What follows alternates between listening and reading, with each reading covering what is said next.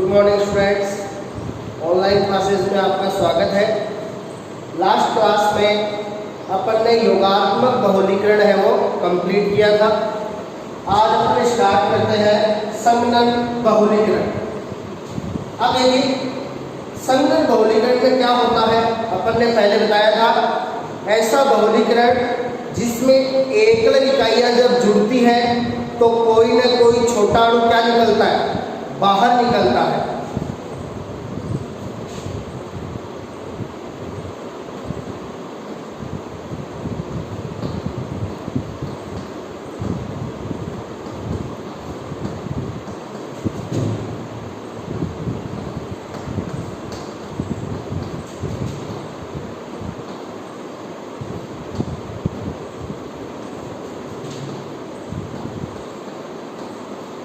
एकल इकाइयों के जुड़ने से छोटा अणु जैसे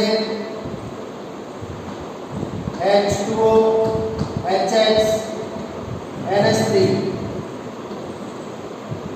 आदि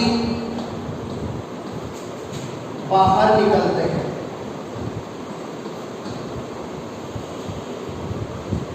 ये इसका पहला पॉइंट हो गया।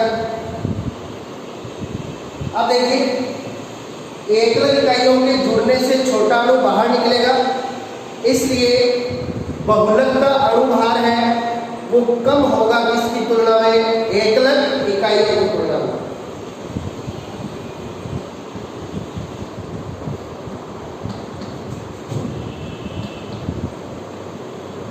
बहुलक का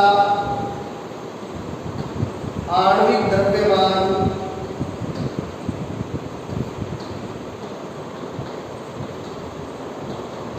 एकलक इकाइयों की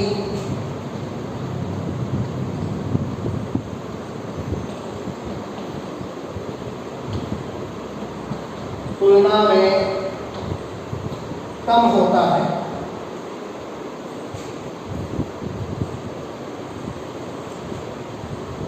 नेक्स्ट पॉइंट,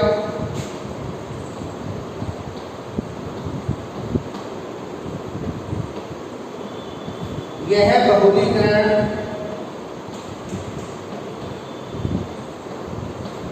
एक के बाद एक कई पदों में संपन्न होता है।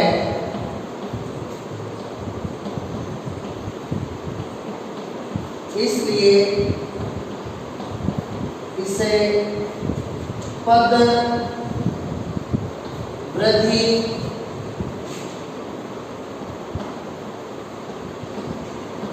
बहुलीकरण भी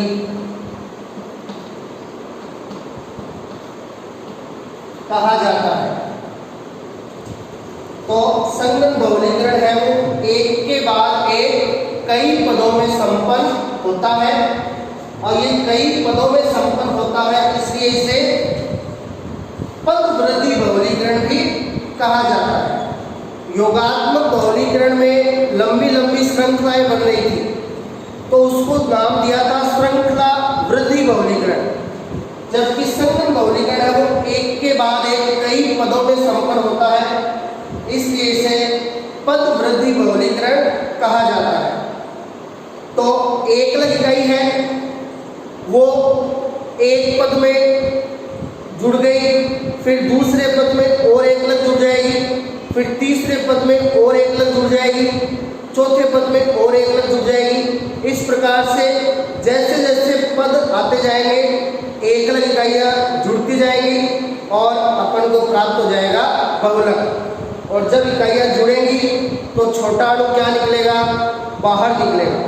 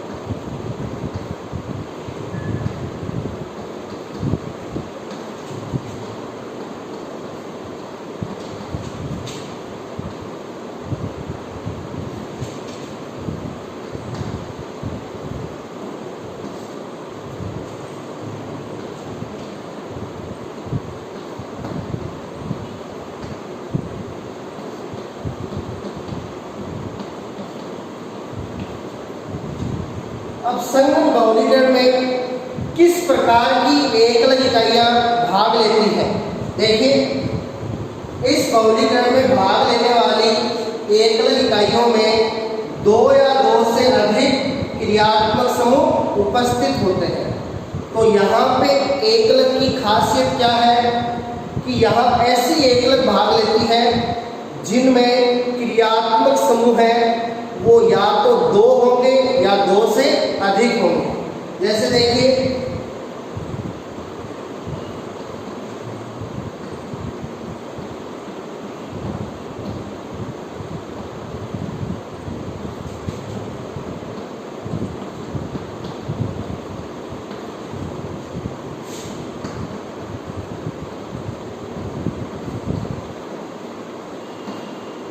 हेक्सामेथिलीन डाइएमीन। अब हेक्सामेथिलीन डाइएमीन का सूत्र, हेक्सामेथिलीन यानी 6 CH2, डाइएमीन यानी 2 NH2। अब इस इकाई में देखिए क्रियात्मक समूह कौन है? Amine, NH2। संख्या में कितने हैं? 2। इसी प्रकार एडीपी कमल, एडीपी कमल का फॉर्मूला होता है CH2 और दोनों साइड में 2 कार्बोक्सिलिक अम्ल। तो इसमें भी आप देख सकते हो क्रियात्मक समूह है कार्बोक्सिलिक अम्ल और संख्या में कितने हैं? 2। अब ये दोनों इकाइयां मिलकर कौन सा बहुलक बनाती है?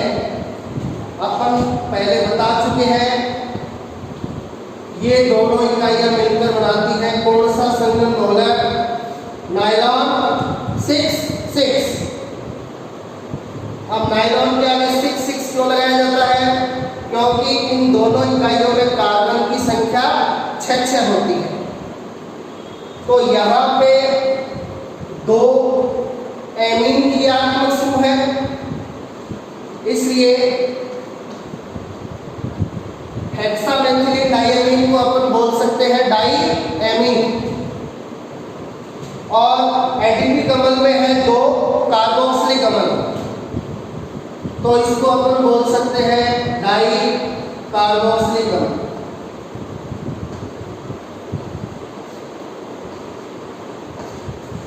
तो नायलॉन 6,6 में एक इकाई है वो तो डाइएमीन होती है और दूसरी इकाई है वो डाई कार्बोक्सिलिक अम्ल होती है।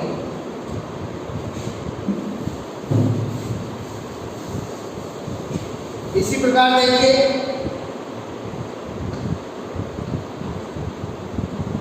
दूसरा इंपॉर्टेंट संगम बहुलक टेरिलीन या जिसको कहा जाता है डेट्रोन। अब देखिए, टेरिलीन या डेट्रोन में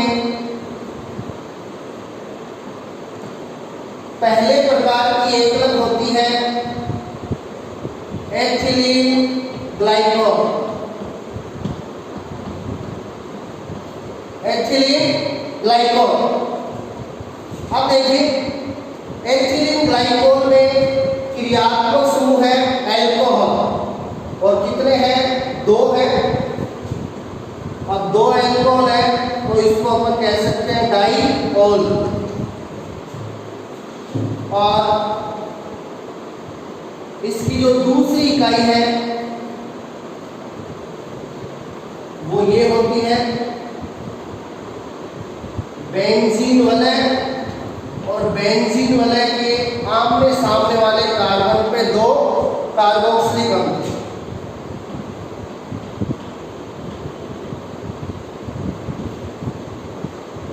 और इसका नाम होता है टरफेलिक अम्ल। अब यहाँ पे क्रियात्मक समूह है कार्बोक्सिलिक अम्ल और 2 कार्बोक्सिलिक अम्ल है, तो इसको अपन कह सकते हैं डाई कार्बोक्सिलिक अम्ल।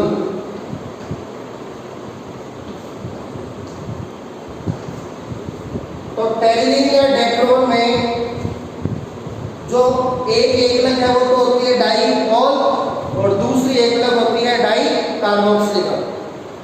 तो इस प्रकार अपन देख सकते हैं संघनन बहुलीकरण में भाग लेने वाली एकलक इकाइयां हैं वो किस प्रकार की होंगी। ऐसी एकलक होंगी जिसमें क्रियात्मक समूह 2 या 2 से अधिक होते हैं।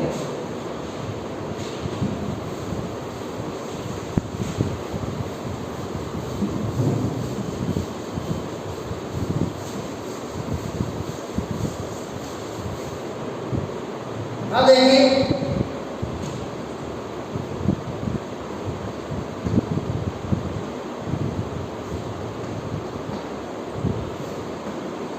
पहले अपन देखते हैं नायलॉन 6-6।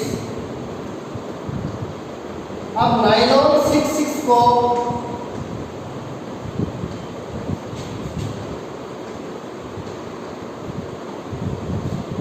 पॉलीएमाइड बहुलक कहा जाता है। नायलॉन 6-6 को क्या कहा जाता है? पॉलीएमाइड बहुलक।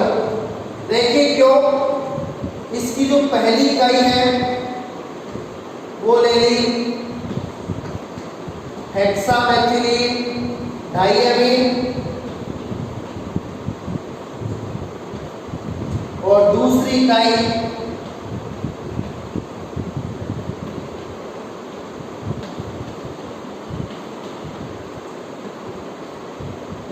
एडिपिक अम्ल।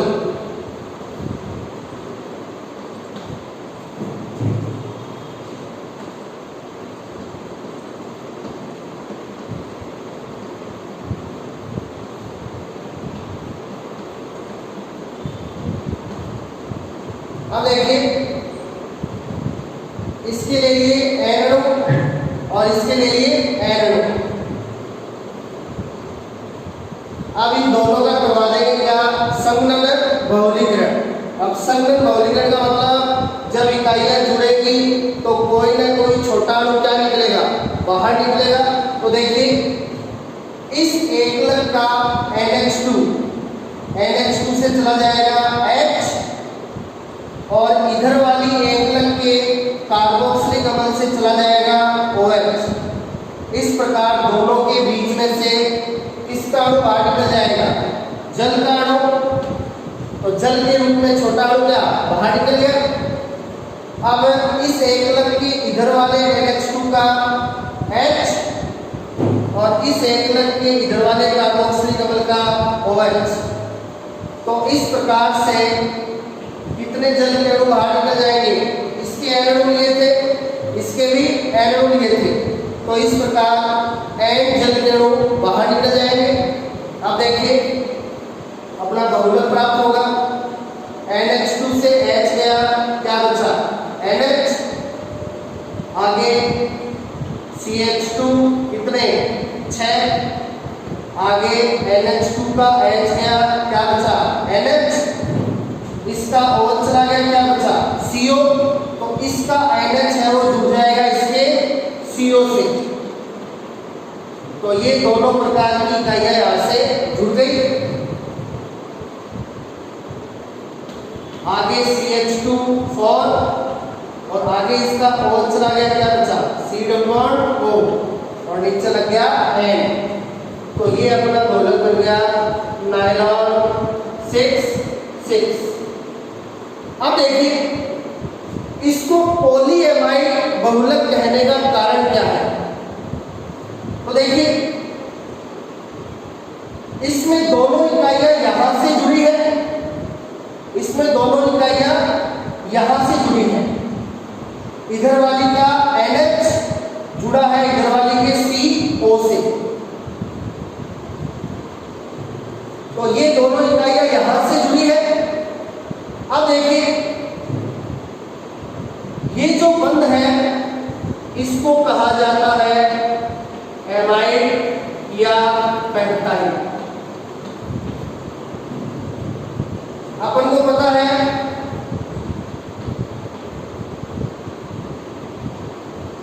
इस क्रियात्मक समूह को क्या कहते हैं?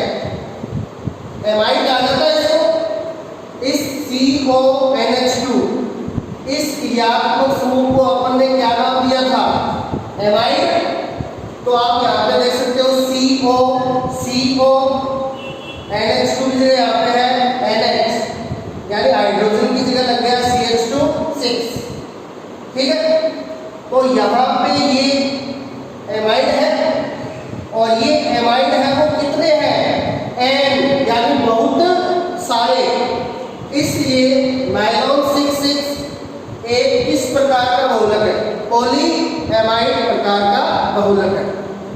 तो ऐसे जितने भी संलग्न बहुलक जिसमें एकल इकाइयां इस प्रकार से जुड़ी हो कि एक का तो आ रहा है NH और दूसरी का आ रहा है CO, ऐसे जितने भी बहुलक हैं वो किस प्रकार के होंगे, पॉली एमाइड प्रकार के बहुलक होंगे।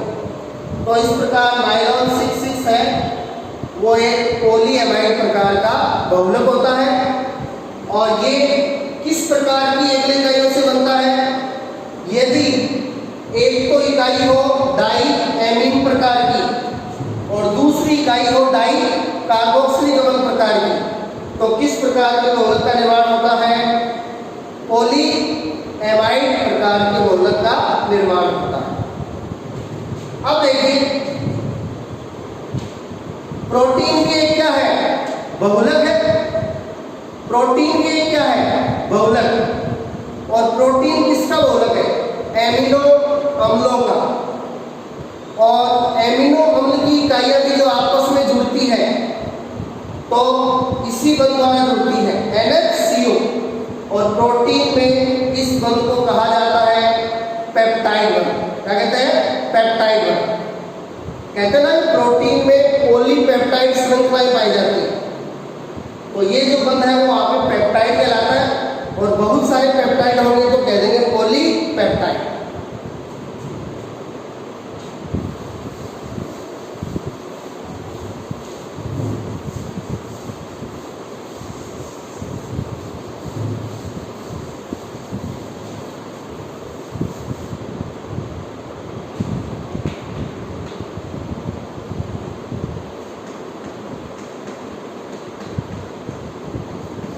दूसरा इंपॉर्टेंट संलग्न बहुलक है टेरिलिन या डेक्ट्रॉन। इसको कहा जाता है पॉलीएस्टर बहुलक। क्या कहते हैं इसको, पॉलीएस्टर बहुलक कहा जाता है। तो देखिए इसका निर्माण कैसे होता है संलग्न बहुलीकरण द्वारा। पहली इकाई एथिलीन ग्लाइकॉल, जिसमें दो एल्कोहल समूह होते हैं, वो भी पास पास वाले कार्बन पे। तो यदि दो एल्कोहल समूह पास पास वाले कार्बन पे हो तो उस कंडीशन को कहा जाता है ग्लाइकॉल, इसलिए इसका नाम होता है एथिलीन ग्लाइकॉल। दो कार्बन है इसलिए एथिलीन, और दो एल्कोहल समूह पास पास वाले कार्बन पे है तो ग्लाइकॉल, एथिलीन ग्लाइकॉल। ये इसकी पहली इकाई हो गई। और दूसरी इकाई टरथैलिक अम्ल। टरथैलिक अम्ल में बेंजीन वलय के आमने सामने वाले कार्बन पे जुड़े होते हैं दो कार्बोक्सिलिक अम्ल,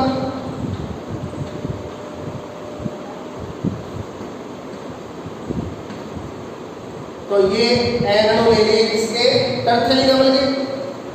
अब देखिए जो एक एकलक है वो तो है डाईओल, दो एल्कोहल है डाईओल, और दूसरी में दो कार्बोक्सिलिक अम्ल है तो डाई कार्बोक्सिलिक अम्ल। अब देखिए तो पॉलीएस्टर बहुलक कब बनता है, जब एक एकलक में तो हो डाईओल और दूसरी एकलक हो डाई कार्बोक्सिलिक अम्ल।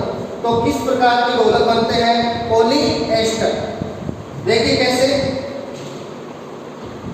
जब बहुलीकरण कराएंगे तो संलग्न बहुलीकरण होगा, छोटा अणु क्या निकलेगा बाहर, तो जब इनका बहुलीकरण कराएंगे तो एल्कोहल का H और कार्बोक्सिलिक अम्ल का OH, जल का अणु निकल गया, इधर से एल्कोहल का H और इधर से कार्बोक्सिलिक अम्ल का OH।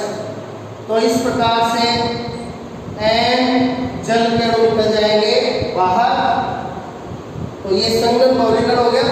अब देखिए OH का H गया, क्या बचा O, आगे CH2,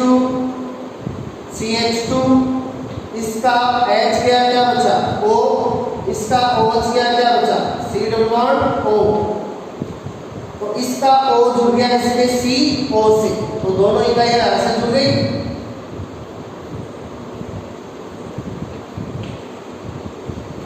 इसका O चला गया, यहाँ बचा C डबल बॉन्ड O, और ये नीचे लग गया N, तो ये अपना बहुलक आ गया टेरिलीन या डेक्रोन।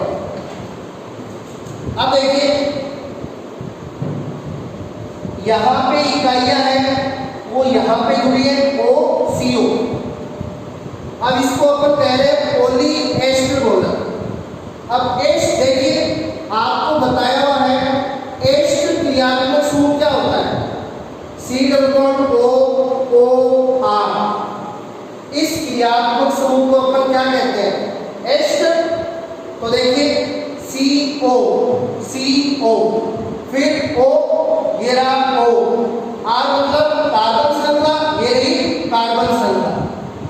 तो यहाँ पे जो बंध है वो किस प्रकार का बंध है, एस्टर, और यहाँ पे एस्टर कितने हैं N, तो इस केस को कहा जाता है पॉली एस्टर बहुलक। तो पॉली एस्टर बहुलक तब बनते हैं जब एकलक है, एक तो हो डाई ओल प्रकार की और एक दूसरी हो डाई कार्बोक्सिलिक अम्ल प्रकार की, तब बनते हैं पॉली एस्टर बहुलक। तो नाइलॉन 6,6 है वो तो है एक पॉली एमाइड बहुलक, और टेरिलीन या डेक्रोन है पॉली एस्टर बहुलक। अब अपन ने संगम बहुलीकरण को दूसरा नाम दिया था पदवृद्धि बहुलीकरण। क्यों?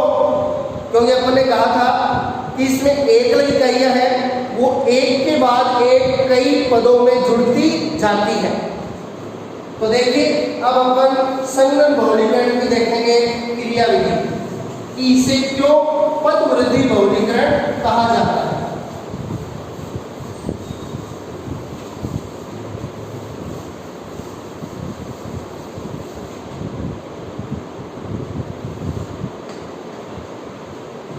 देखिए उदाहरण हम ले लेते हैं किसका, नायलॉन 6,6 का। तो इसकी जो एक इकाई है वो एक तो है हेक्सामेथिलीन डाइअमीन और दूसरी है एडीपी कमल। तो देखिए यहाँ पे ये इकाइयां किस प्रकार से जुड़ेंगी।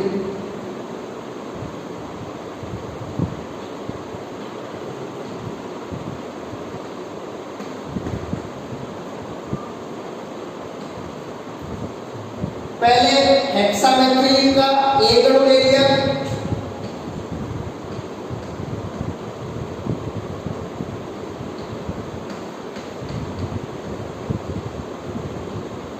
और एडीपी कमल का भी एक अणु ले लिया।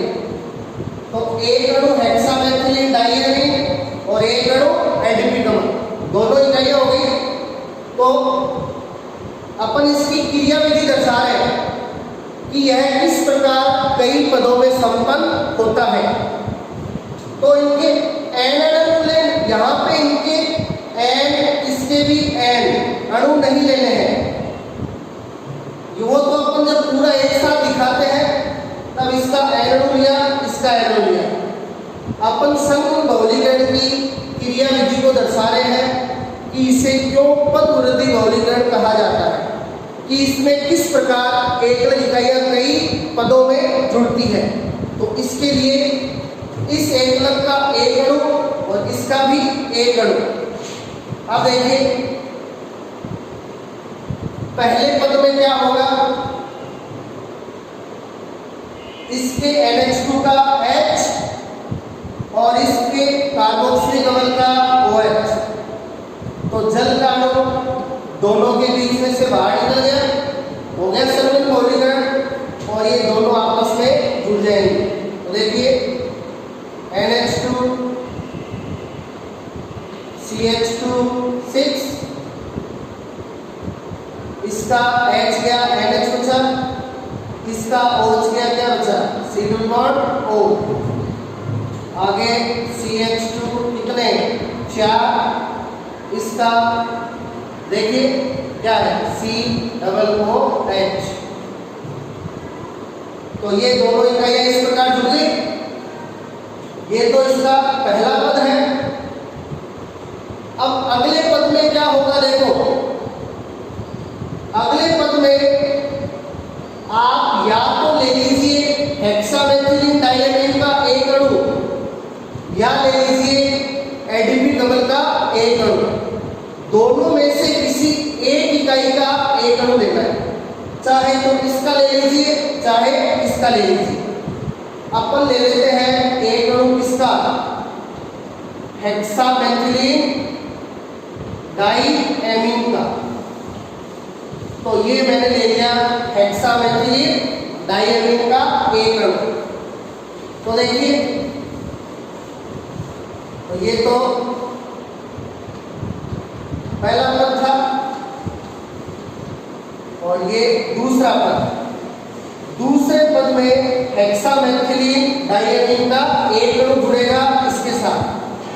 तो देखिए कैसे, हेक्सामेथिलीन डायमीन के NH2 का H और इस ऊपर वाले के कार्बोक्सिलिक अम्ल का OH। तो इस प्रकार से बाहर निकल जाएगा जल का अणु। तो इसका H क्या बचा NH, ये NH है वो जुड़ जाएगा इसके CO के साथ। तो देखिए अपन को ये प्राप्त होगा NH2 CH2 6 NH C double bond O CH2 4, इसका OH क्या बचा C double bond O, NH2 का H क्या बचा NH, आगे CH2 6, आगे NH2। ये इस प्रकार से जुड़ गई। अब इस पद में अपन ने लिया था हेक्सामेथिलीन डायमीन, तो अगले पद में क्या लोगे एडिपिक अम्ल। यदि इसमें एडिपिक अम्ल लेते तो अगले में क्या लेते हेक्सामेथिलीन डायमीन। तो तीसरा पद, इस पद में अपन ले लेंगे एक अलग कौन सी एडिपिक अम्ल। तो यहां ये ले ली एडिपिक अम्ल।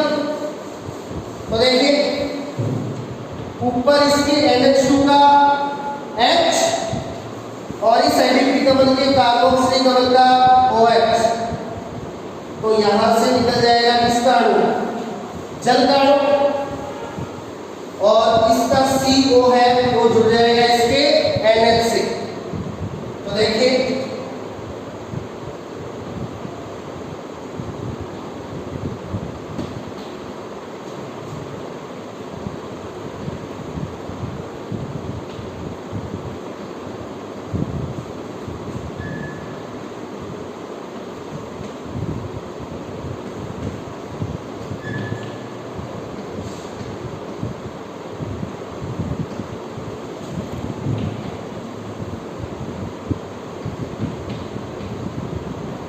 NH2 का H क्या बचा NH, इसका OH क्या बचा CO, CH2 4 और ये इधर C डबल OH।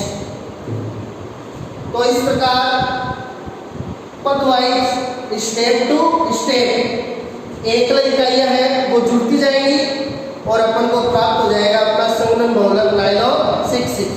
अब देखो इस पद में हेक्सामेथिलीन डायमीन जुड़ा, इसमें एडीपी अम्ल जुड़ा। अब अगले पद में क्या जुड़ेगा हेक्सामेथिलीन डायमीन, उसके अगले पद में फिर से एडीपी अम्ल, उसके अगले पद में फिर से हेक्सामेथिलीन डायमीन और उससे अगले पद में फिर से एडीपी अम्ल। इस प्रकार एक के बाद एक कई पदों में एकल इकाइयां जुड़ती जाएंगी। इस बहुलीकरण का दूसरा नाम होता है पद वृद्धि बहुलीकरण। तो ये अपन ने एग्जाम्पल दे दिया किसका, नायलॉन 6 का।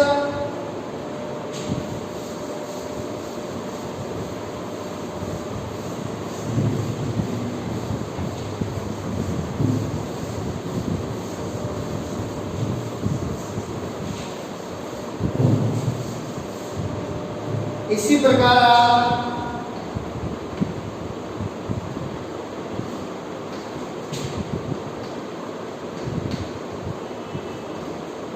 टेरिलीन या डेक्रोन, टेरिलीन या डेक्रोन को समझा सकते हो संगठन बहुलीकरण द्वारा।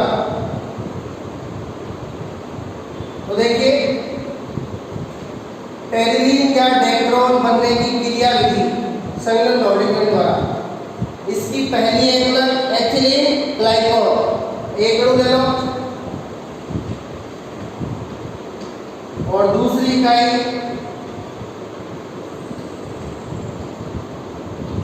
टरथैलिक अम्ल, इसका एक अणु ले लो। तो सबसे पहले पद में क्या होगा, इसके OH का H और इसके कार्बोक्सिलिक अम्ल का OH, ये यहां से निकल गया जल का अणु, जोड़ दो दोनों को।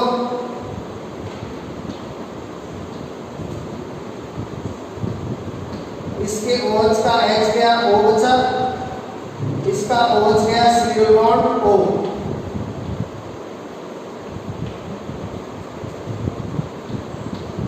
इधर कार्बोक्सिलिक अम्ल। अब दोनों की एक एक इकाइयां जुड़ गई। अब अगले पद में क्या होगा, या तो आप ले लो एथिलीन ग्लाइकोल का एक अणु या ले लो टरथैलिक अम्ल का एक अणु। अपन ले लेते हैं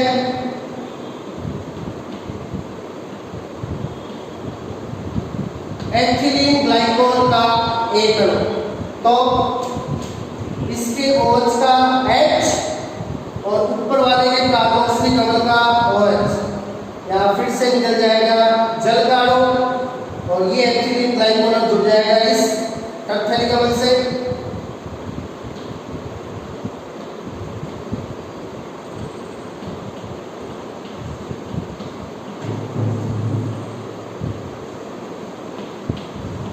इसका OH गया क्या बचा, C बॉन्ड O, इसका H गया क्या बचा O।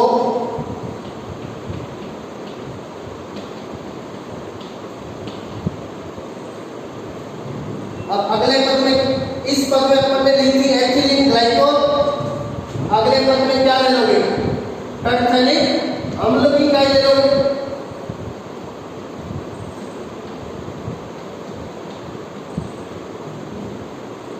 अब टरथैलिक अम्ल है वो ऊपर इकाई में जुड़ जाएगी। देखिए कैसे, इसके कार्बोक्सिलिक अम्ल का OH और इसके OH का H, फिर से निकल जाएगा जल का अणु।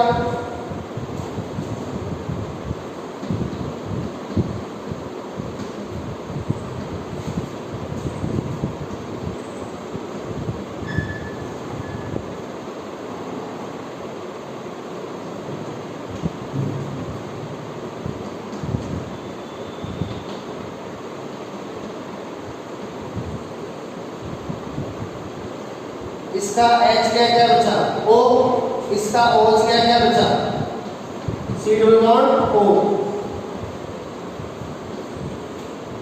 इधर कार्बोक्सिलिक अम्ल। इस प्रकार एक के बाद एक कई पदों में इकाइयां जुड़ती जाएंगी और प्राप्त हो जाएगा संगठन बहुलक टेरिलीन या डेक्रोन। यहाँ पे अपने एथिलीन ग्लाइकोल ली, फिर टरथैलिक अम्ल, अगले पद में फिर से क्या ले लेंगे एथिलीन ग्लाइकोल और उससे अगले में फिर से टरथैलिक अम्ल। इस प्रकार एक के बाद एक कई पदों में इकाइयां हैं वो जुड़ती जाएंगी और बहुलक टेरिलीन या डेक्रोन प्राप्त हो जाएगा। तो इस प्रकार से ये अपना था संघनन बहुलीकरण या जिसको कहते हैं पद वृद्धि बहुलीकरण। तो ये अपने बहुलीकरण की दो विधियां थी, योगात्मक बहुलीकरण और संघनन बहुलीकरण। दोनों कंप्लीट है। और अगली क्लास में नेक्स्ट टॉपिक। Thank you.